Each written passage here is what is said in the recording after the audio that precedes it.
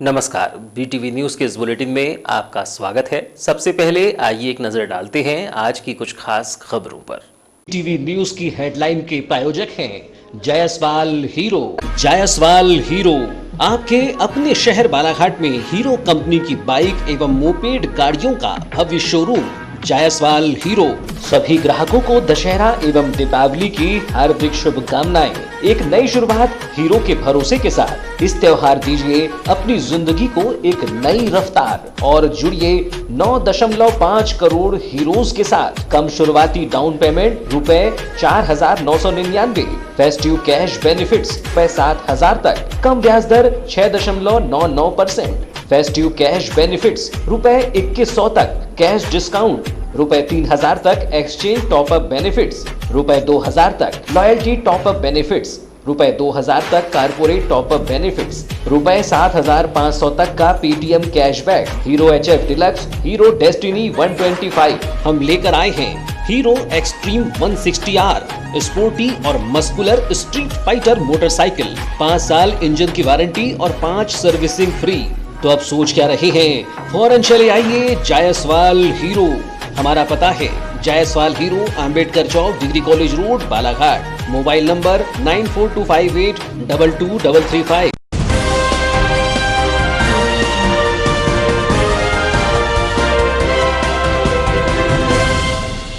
Railway station पर खड़ी passenger train में लगी आग। रेलवे स्टेशन के प्लेटफॉर्म नंबर 2 में मेमो में लगी आग। पैसेंजर ट्रेन की बोगी से निकल रहा था धुआं। आरपीएफ और रेलवे कर्मचारियों ने संभाला मोर्चा। 26 अक्टूबर से बालाघाट रेलवे स्टेशन में खड़ी है मेमो ट्रेन। दीपावली के पूर्व नगर की सफाई व्यवस्था पर दिखेगा असर। 9 नवंबर से नपा कर्मी जाएंगे अनिश्चितकालीन हड़ताल पर। 9 सूत्री मांगों को लेकर की जाएगी काम बंद हड़ताल। भारतीय मजदूर संघ के बैनर तले की जाएगी हड़ताल। पुरानी पेंशन योजना बहाल करने हेतु किया प्रदर्शन। रैली निकालकर सौंपा ज्ञापन। उग्र आंदोलन की दी चेतावनी। National movement for old pension scheme के तहत प्रदर्शन। स्थानीय अंबेडकर गार्डन में किया गया प्रदर्शन।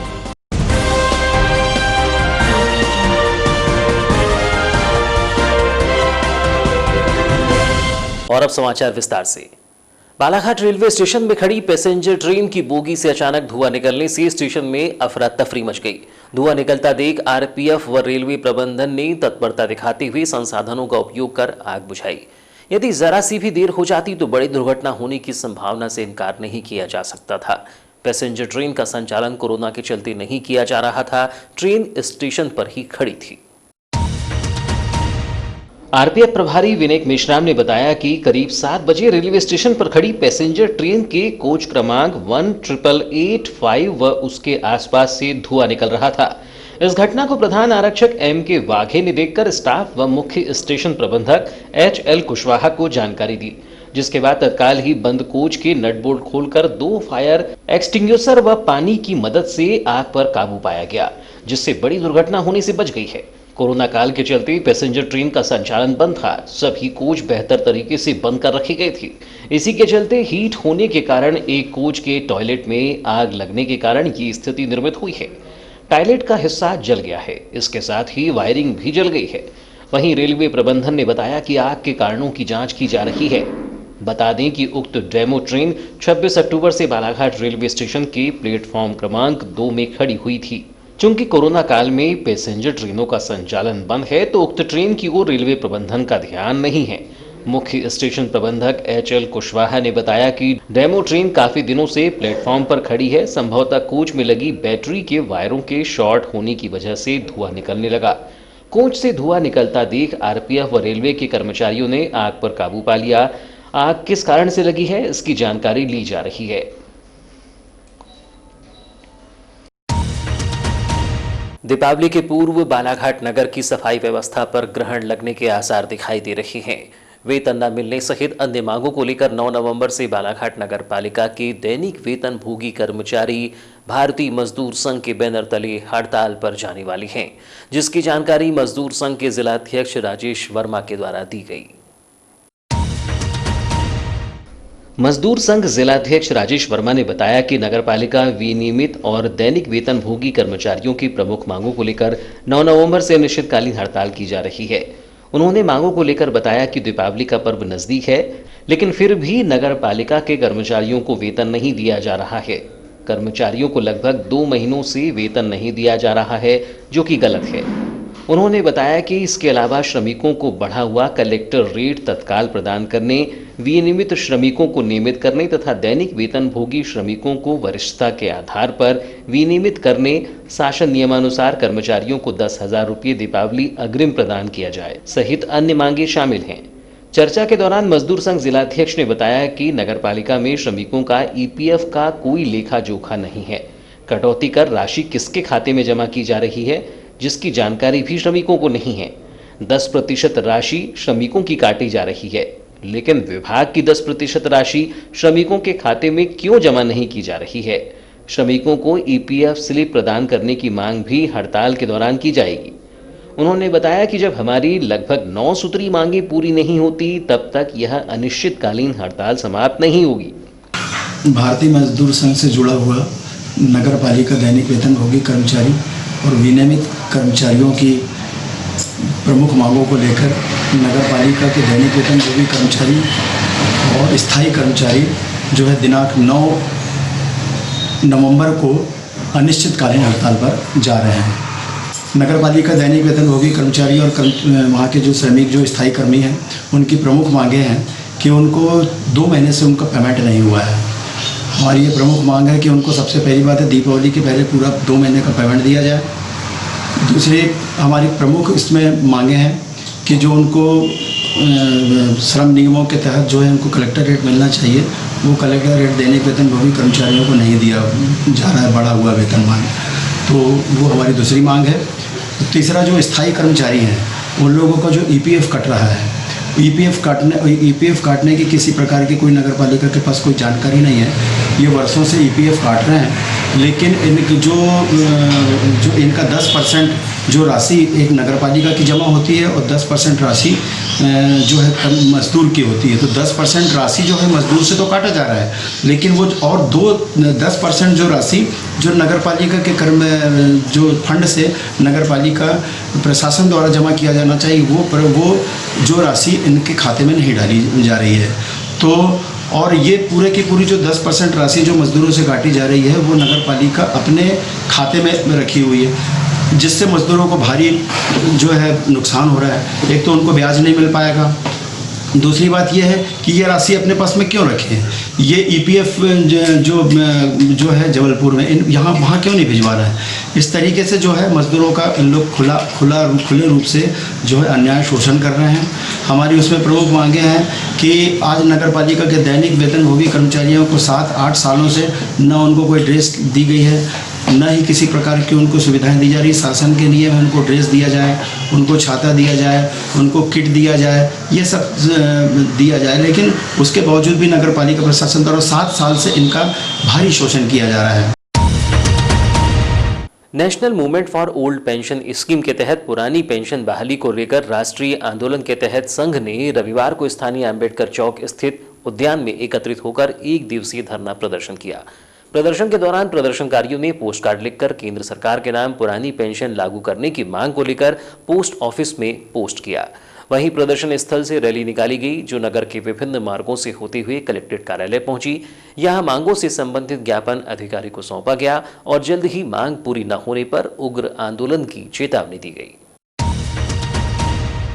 कोरोना नियमों का पालन कर शारीरिक दूरी के साथ मास्क लगाकर प्रदर्शन कर रहे प्रदर्शनकारियों ने बताया कि रविवार को ब्लॉक स्तरीय प्रदर्शन किया गया है और आगामी समय में उनकी मांग पूरी कर पुरानी पेंशन योजना को लागू नहीं किया गया तो जिला स्तरीय, प्रदेश स्तरीय उग्र प्रदर्शन किया जाएगा, जिसकी जिम्मेदारी शासन प्रशासन की होगी। उन्होंने बताया कि पेंशन की मांग के साथ ही जिला स्तरीय मांग में उच्च माध्यमिक शिक्षक व प्राथमिक शिक्षक की वरिष्ठता सूची नवीन संवर्ग गठन के बाद जारी नहीं हुई है, जिसे तत्काल जारी करने की मांग की गई है। इसके साथ ही अध्यापक संवर्ग को 6वें वेतनमान की तीसरी किश्त जून 2020 में दिया जाना था, जो कि आज तक अप्राप्त है। आंदोलन को लेकर संगठन के प्रांतीय महासचिव देवेंद्र तिवारी ने बताया कि देश में 2 नियम चल रही हैं। एक नियम के तहत एक ही व्यक्ति 3 तरह से पेंशन पाने की पात्रता रखता है। यहाँ विधायक, सांसद व मंत्री बनने पर अलग अलग पेंशन मिलती है। वहीं सारी उम्र शासन की समस्त योजनाओं का क्रियान्वयन करने वाले शासकीय कर्मचारी अपना कार्य ईमानदारी से करने के बाद भी पेंशन के लाभ से वंचित हैं। उन्होंने बताया कि इस तरह से 2 नियम लागू कर सरकार शासकीय कर्मचारियों के साथ भेदभावपूर्ण रवैया अपना रही है, जिसे बर्दाश्त नहीं किया जाएगा।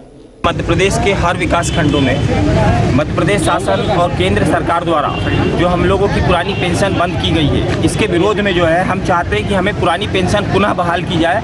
मध्य प्रदेश के समस्त कर्मचारियों को और 2005 से जो बंद कर दी गई है उसकी बहाली के लिए आज पूरे प्रदेश स्तरीय आंदोलन है। उसी के तहत आज बालाहाट में भी हम लोग जो है आंदोलनरत है और भविष्य में आज ब्लॉक स्तरीय है, जिला स्तरीय, प्रदेश स्तरीय आंदोलन यदि सरकार नहीं मानती है, पुरानी पेंशन हम लोगों को बहाल नहीं करती है, तो पुनः आंदोलन प्रदेश स्तर पे होगा।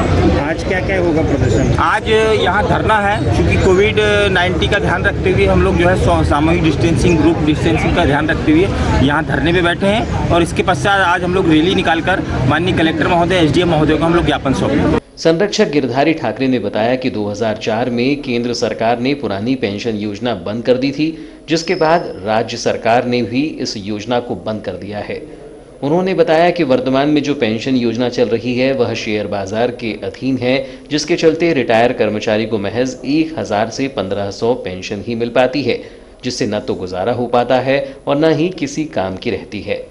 उन्होंने बताया कि पुरानी पेंशन योजना के तहत रिटायरमेंट के बाद सम्मानजनक पेंशन मिलती थी, जिसे बंद कर शासकीय कर्मचारियों का सम्मान भी छीन लिया गया है। जो 1 अप्रैल 2004 से जो केंद्र सरकार ने पुरानी पेंशन बंद कर दिया और उसके बाद राज्य सरकारों ने भी जो है वो पेंशन बंद कर दिया, तो हमारी यह मांग है कि हमें पुरानी पेंशन मिला जाए, लेकिन पुरानी पेंशन चाहिए हमारी प्रमुख, क्योंकि यह बाज़ार पर आधारित, शेयर मार्केट पर आधारित पेंशन है। इसमें किसी प्रकार का डीए या कोई सुविधा नहीं है। आज हमारे कर्मचारी जो रिटायरमेंट हो रहे हैं, चाहे वो रेलवे विभाग हो, चाहे स्वास्थ्य विभाग हो या शिक्षा विभाग हो, उसमें 1200 से 1500 रुपया ही पेंशन बन रही है। ये बहुत, और दूसरी बात ये है कि एक देश में 2 विधान नहीं होना चाहिए। नेता जब बनते हैं, मैं किसी का व्यक्तिगत नाम नहीं लेना चाहूँगा, एक बार विधायक बने, फिर सांसद बने, फिर मंत्री बने, तो उनको विधायक की पेंशन मिलती है, सांसद की भी पेंशन मिलती है और मंत्री की पेंशन मिलती है, यानी एक व्यक्ति को 3-3 पेंशन मिलती है। और हम जो कर्मचारी पूरे 62 साल तक हम जो सेवा करते हैं तो हमको पेंशन नहीं मिलती, ये बहुत गलत बात है। जबकि हम कम से कम 30 से 40 वर्ष तक जो है हम सेवा करते हैं। आपने भी देखा होगा, आपके माध्यम से मैं शासन का ध्यान आकर्षित करना चाहूँगा कि कोविड-19 जैसे में हमारे स्वास्थ्य विभाग के कर्मचारी, डॉक्टर लोग, नर्स लोग, शिक्षा विभाग के कर्मचारी अपनी जान को जोखिम में डालकर हमने अपना जो है कर्तव्य निभाया है और ड्यूटी किया है। तो हमारी मांग है शासन से कि हमें पुरानी पेंशन पाए। स्नातक और स्नातकोत्तर कक्षाओं में प्रवेश की प्रक्रिया 5 नवंबर से दोबारा प्रारंभ हुई है।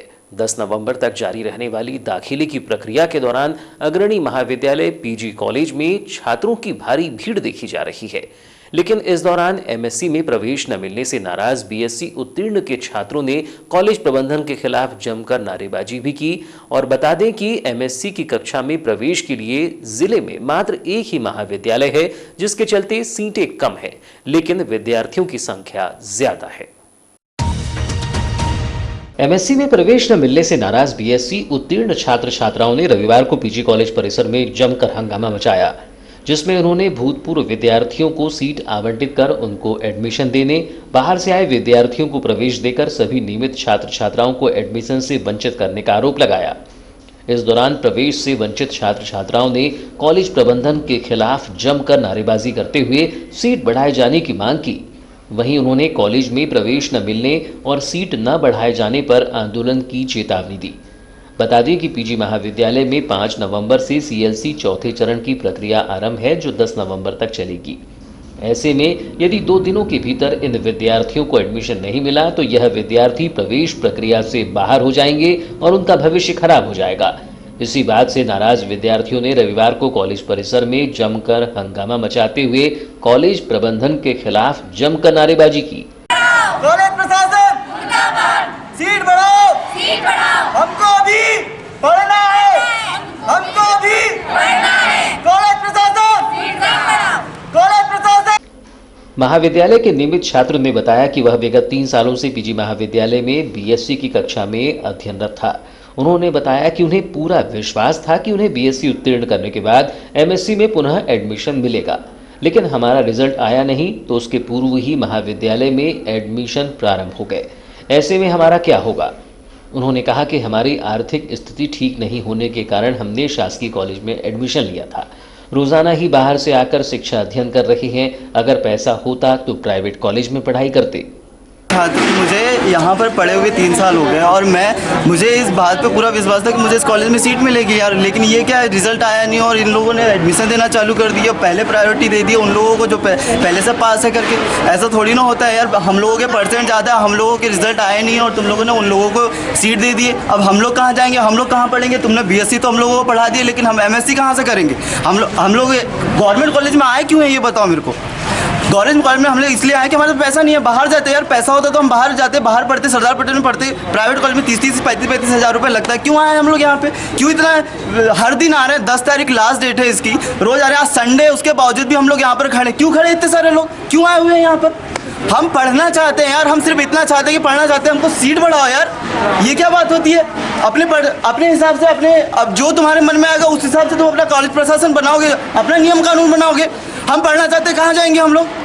बता दें कि महाविद्यालय में मेरिट के आधार पर सूची तैयार की जा रही है। जिस छात्र का प्रतिशत अधिक है उन्हें पहले मौका मिलेगा, जबकि कम प्रतिशत वाले छात्रों को रिक्त सीटों में स्थान दिया जाएगा। देखा जाए तो प्रतिवर्ष छात्रों की संख्या बढ़ती जा रही है। प्रवेश प्रक्रिया के पहले ही दिन 800 से अधिक विद्यार्थियों के फॉर्म आना इसका प्रमाण है। अपनी पसंद का कॉलेज तय करने में छात्र दिलचस्पी लेते हैं। ऐसे में प्रवेश प्रक्रिया के लिए पीजी कॉलेज उपयुक्त समझा जाता है। यही वजह है कि यहाँ इतनी संख्या में छात्र पहुँचते हैं। फिलहाल समाचारों में वक्त है एक छोटे से ब्रेक का। ब्रेक के बाद हम फौरन हाजिर होते हैं। तब तक बने रहिए बीटीवी न्यूज के साथ। The Raymond shop, Raymond's shooting and shirting, जहां आपके लिए है new variety of kurta pyjama for festival season. Navratri और दिवाली के लिए आकर्षक डिस्काउंट ऑफर्स। सभी रेंज के रेडीमेड्स, एक्सेसरीज और मेंस वेयर उपलब्ध हैं। आज ही विजिट करें the Raymond shop. Shirts, trouser जो आपके व्यक्तित्व को निखारे, शूटिंग एंड शर्टिंग एवं exclusive suit length and sherwani cloth. Raymond suits, designer suits की संपूर्ण रेंज उच्चतम गुणवत्ता के साथ बिल्कुल किफायती दामों पर उपलब्ध है। बेल्ट, टाई, कफलिंग्स एक्सेट्रा आपके फिजिक के अनुसार कपड़ों की सिलाई एवं डिजाइनिंग भी की जाती है। मनाइए जिंदगी का जश्न हर पल रेमंड के संग। तो अब सोच क्या रहे हैं? फौरन चले आइए, हमारे शोरूम में आपका स्वागत है। नई साज सज्जा के साथ आधुनिक कपड़ों का भव्य शोरूम, खास वही जो हर पल को खास बनाए। Raymond the complete man, Dharam Treasure, circuit house road, Hanuman Chowk, Balaghat. Contact 9176229217। मुख्य चिकित्सा एवं स्वास्थ्य अधिकारी डॉक्टर मनोज पांडे से प्राप्त जानकारी के अनुसार 7 नवंबर को प्राप्त रिपोर्ट में बालाघाट जिले के 21 मरीजों के सैंपल कोरोना पॉजिटिव पाए गए हैं। शासन के प्रोटोकॉल के अनुसार 15 मरीजों की ठीक हो जाने पर उन्हें 7 नवंबर को डिस्चार्ज कर दिया गया है। इस प्रकार बालाघाट जिले में अब तक कुल 2146 मरीज कोरोना पॉजिटिव पाए जा चुके हैं। इनमें से 2067 मरीज शासन के प्रोटोकॉल के अनुसार ठीक होकर अपने घर जा चुके हैं। 57 मरीजों का उपचार किया जा रहा है। 12 मरीजों को उपचार के लिए मेडिकल कॉलेज छिंदवाड़ा रेफर किया गया है और 10 मरीजों की मृत्यु हो चुकी है। अन्य जिलों और राज्यों में बालाघाट जिले के 214 व्यक्ति कोरोना संक्रमित पाए गए हैं। कोरोना पॉजिटिव पाए गए मरीजों के उपचार के लिए जिला प्रशासन बालाघाट द्वारा पर्याप्त संख्या में बेड का इंतजाम किया गया है। कोविड सेंटर गोंगलई, बालाघाट, बैहर और लांजी में 575 बेड और आईटीआई के पीछे बूढ़ी बालाघाट में बनाए गए कोविड अस्पताल में ऑक्सीजन सुविधा युक्त 105 बेड का इंतजाम किया गया है। 8 नवंबर को सुबह 8 बजे की स्थिति में कोविड केयर सेंटर के 575 में से 42 बेड मरीजों से भरे हैं। ऑक्सीजन युक्त आईसीयू बेड पर 2 मरीज भर्ती हैं। 44 मरीजों को होम आइसोलेशन में रखा गया है। कोरोना पॉजिटिव 830 मरीजों को आरोग्य का सायं काढ़ा दिया जा रहा है। कोरोना जांच के लिए बालाघाट जिले से 39,384 सैंपल भेजे जा चुके हैं। इनमें से 35,502 सैंपल की रिपोर्ट नेगेटिव आई है। 7 नवंबर को बालाघाट जिले के 21 कोरोना पॉजिटिव पाए गए मरीजों में किरनापुर तहसील के ग्राम कांदरी कला का 35 वर्षीय पुरुष, कटंगी का 21 वर्षीय युवक, दिगोधा का 72 वर्षीय पुरुष, कुंडे का 52 वर्षीय पुरुष, नगरीय क्षेत्र बालाघाट के वार्ड नंबर 13 बूढ़ी का 49 वर्षीय पुरुष, पुलिस लाइन का 37 वर्षीय पुरुष, गोंदिया रोड का 38 वर्षीय पुरुष, चंद्रकला अस्पताल भटेरा चौकी का 12 वर्षीय बालक, ग्राम बगदरा का 52 वर्षीय पुरुष, कोसमी का 63 वर्षीय पुरुष, चिचगांव का 28 वर्षीय युवक, जागपुर का 34 वर्षीय पुरुष, लालबर्रा तहसील के ग्राम नेवर गांव की 45 वर्षीय महिला, 19 वर्षीय युवती और 23 वर्षीय युवक, वारासिवनी तहसील के ग्राम थाने गांव की 37 वर्षीय महिला और 40 वर्षीय महिला, लांजी तहसील के ग्राम खुर्सी टोला की 45 वर्षीय महिला, 32 वर्षीय पुरुष, 35 वर्षीय पुरुष और 40 वर्षीय पुरुष शामिल हैं। मुख्य चिकित्सा एवं स्वास्थ्य अधिकारी डॉक्टर मनोज पांडे और जिला मलेरिया अधिकारी रामजी भलावी बालाघाट के निर्देशन में बालाघाट जिले के बिरसा बैहर और परसवाड़ा ब्लॉक के 47 गांवों में गोदरेज इंडस्ट्रीज तथा फैमिली हेल्थ इंडिया द्वारा संचालित एम्बेड परियोजना द्वारा 296 ग्रामीणों को मलेरिया उन्मूलन हेतु वॉलंटियर के रूप में प्रशिक्षित किया गया है।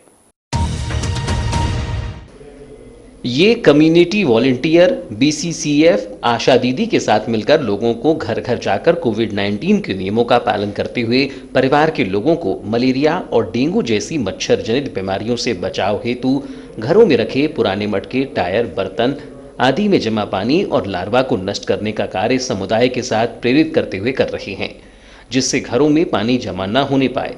साथ ही घरों में और घर के बाहर या आसपास जमा पानी में जला ऑयल या मिट्टी का तेल डलवाया जा रहा है और लोगों को समझाया जा रहा है कि जमे हुए पानी में हर 7 दिन में जला हुआ तेल डालें या उस पानी की निकासी करें।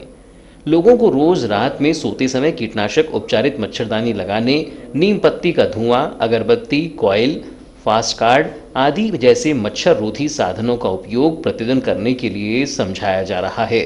ये कम्युनिटी वॉलंटियर हफ्ते में एक दिन रविवार को सामुदायिक गतिविधि के रूप में लार्वा सर्वे और लार्वा विनिष्ठीकरण करते हैं और इस गतिविधि को नाम दिया है हर रविवार मच्छर पर वार। इस दिन घर घर मच्छर के लार्वा को खोजा जाता है और उसको नष्ट किया जाता है। परसवाड़ा क्षेत्र अंतर्गत लामता बैहर मार्ग पर स्थित सीता डोंगरी चौराहे में सैकड़ों की संख्या में ग्रामीण उपस्थित होकर वन विभाग की कार्यप्रणाली पर असंतोष जाहिर करते हुए लामबंद नजर आए।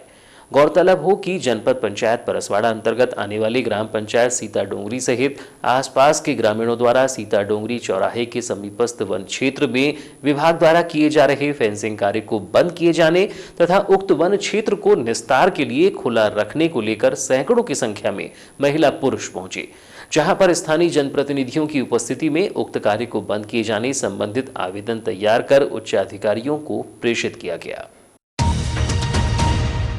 ज्ञात हो कि सीता डोंगरी चौराहे से सटे वन क्षेत्र क्रमांक 1582 में ग्राम पंचायत सीता डोंगरी सहित आसपास के 4 से 6 ग्रामों के लोग कई वर्षों से उक्त भूमि के कुछ हिस्से का उपयोग अंतिम संस्कार के लिए करते आ रहे हैं। ग्रामीणों के अनुसार उक्त भूमि पर उनके पूर्वजों के शव को दफनाया गया है और आज भी आसपास के ग्रामों के लोगों द्वारा अंतिम संस्कार के लिए इसी भूमि का उपयोग शमशान घाट के रूप में कर रहे हैं। वहीं ग्रामीणों की माने तो उनके मवेशी भी इसी वन क्षेत्र से होकर जंगलों में चारागाह तक पहुंचते हैं, किंतु वर्तमान समय में वन विभाग द्वारा उक्त कक्ष क्रमांक को फेंसिंग तार से बंद किए जाने का कार्य प्रारंभ कर दिया गया है, जिससे ग्रामीणों में भारी नाराजगी है कि वर्षों से वे जिस भूमि को शमशान घाट के रूप में उपयोग करते आ रहे हैं, साथ ही जिस भूमि पर उनके पूर्वजों के शवों को दफनाया गया है, उसे आज वन विभाग द्वारा तार लगाकर बंद किया जा रहा है।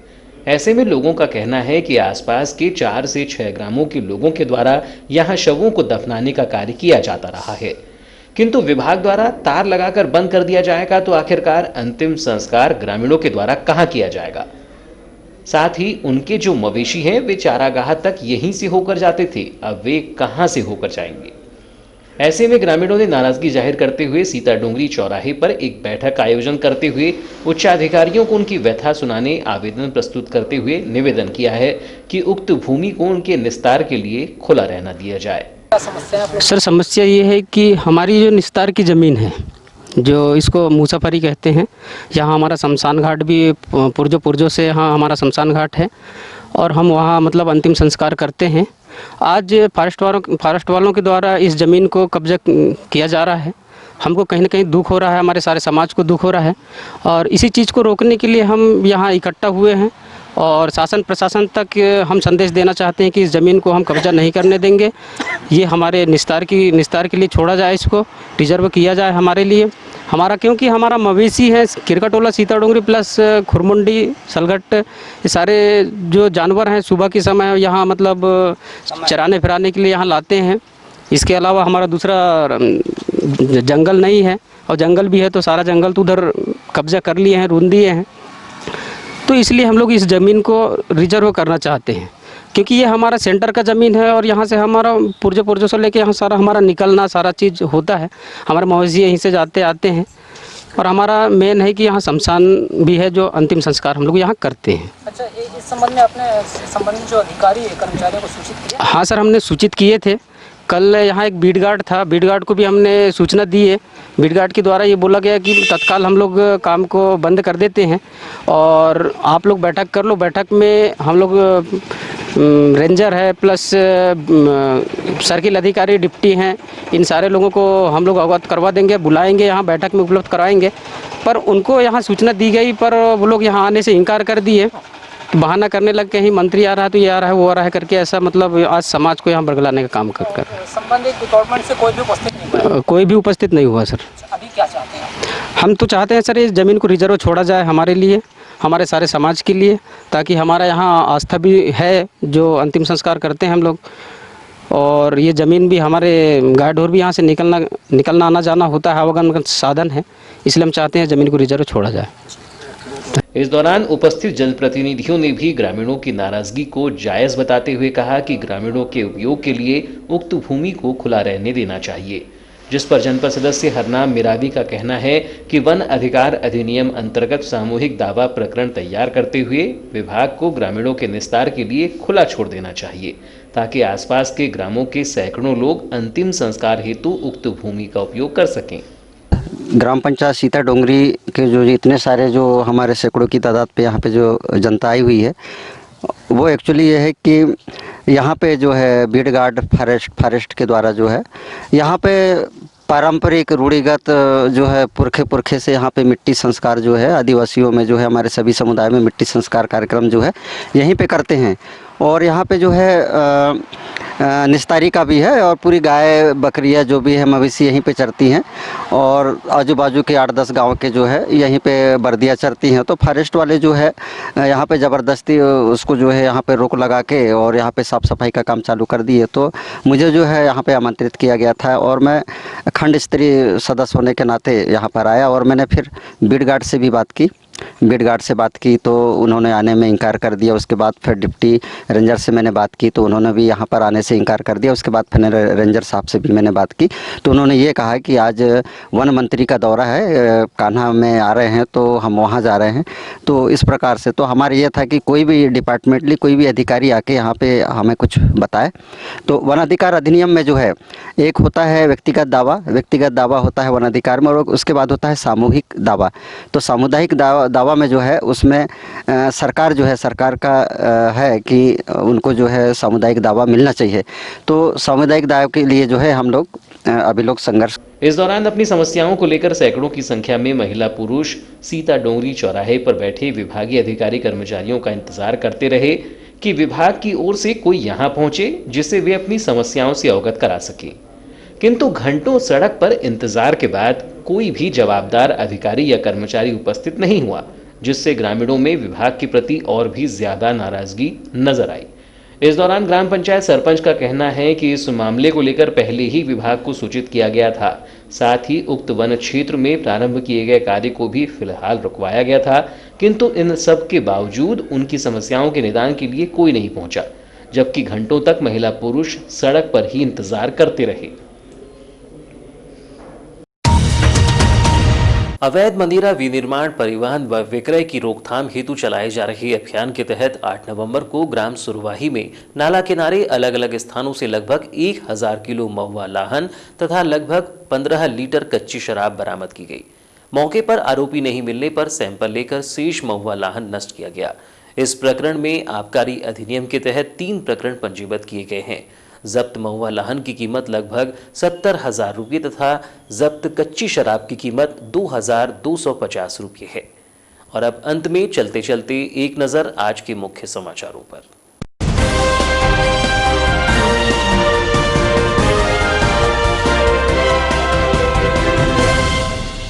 रेलवे स्टेशन पर खड़ी पैसेंजर ट्रेन में लगी आग। रेलवे स्टेशन के प्लेटफॉर्म नंबर 2 में मेमो में लगी आग। पैसेंजर ट्रेन की बोगी से निकल रहा था धुआं। आरपीएफ और रेलवे कर्मचारियों ने संभाला मोर्चा। 26 अक्टूबर से बालाघाट रेलवे स्टेशन में खड़ी है मेमो ट्रेन। दीपावली के पूर्व नगर की सफाई व्यवस्था पर दिखेगा असर। 9 नवंबर से नपा कर्मी जाएंगे अनिश्चितकालीन हड़ताल पर। 9 सूत्री मांगों को लेकर की जाएगी काम बंद हड़ताल। भारतीय मजदूर संघ के बैनर तले की जाएगी हड़ताल। पुरानी पेंशन योजना बहाल करने हेतु किया प्रदर्शन। रैली निकालकर सौंपा ज्ञापन। उग्र आंदोलन की दी चेतावनी। National movement for old pension scheme के तहत प्रदर्शन। स्थानीय अंबेडकर गार्डन में किया गया प्रदर्शन।